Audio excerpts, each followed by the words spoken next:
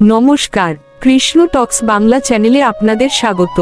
আজকের ভাবনা, আমরা সবাই সুখ চাই, কিন্তু সেই সুখের চাবিকাঠি কি আমাদের হাতে আছে?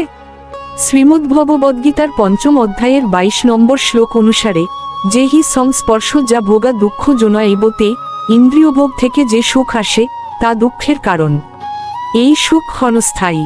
প্রকৃত সুখের চাবিকাঠি হল কৃষ্ণের প্রতি প্রেম।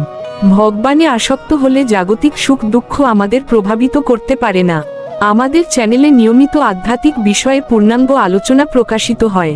প্রতিদিনের শর্ট ভিডিও এবং নিয়মিত রাত 8টার গভীর আলোচনা শুনতে চ্যানেলটি লাইক, কমেন্ট ও সাবস্ক্রাইব করে আমাদের সঙ্গী হন। এই ভক্তিময় আলোক যাত্রায় সঙ্গে ছিলেন শ্রী মিলন দেবনাথ। হরে কৃষ্ণ। নমস্কার, কৃষ্ণ টক্স বাংলা চ্যানেলে আপনাদের স্বাগত।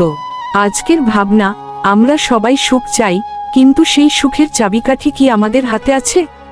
শ্রীমদ্ভগবদ্গীতার পঞ্চম অধ্যায়ের 22 নম্বর শ্লোক অনুসারে, যে হি সংস্পর্শ যা ভোগা দুঃখ জনএবতে, ইন্দ্রিয়ভোগ থেকে যে সুখ আসে তা দুঃখের কারণ। এই সুখ ক্ষণস্থায়ী। প্রকৃত সুখের চাবিকাঠি হল কৃষ্ণের প্রতি প্রেম। ভগবানে আসক্ত হলে জাগতিক সুখ দুঃখ আমাদের প্রভাবিত করতে পারে না। আমাদের চ্যানেলে নিয়মিত আধ্যাত্মিক বিষয়ে পূর্ণাঙ্গ আলোচনা প্রকাশিত হয়। প্রতিদিনের শর্ট ভিডিও এবং নিয়মিত রাত 8টার গভীর আলোচনা শুনতে চ্যানেলটি লাইক, কমেন্ট ও সাবস্ক্রাইব করে আমাদের সঙ্গী হন। এই ভক্তিময় আলোক যাত্রায় সঙ্গে ছিলেন শ্রী মিলন দেবনাথ। হরে কৃষ্ণ।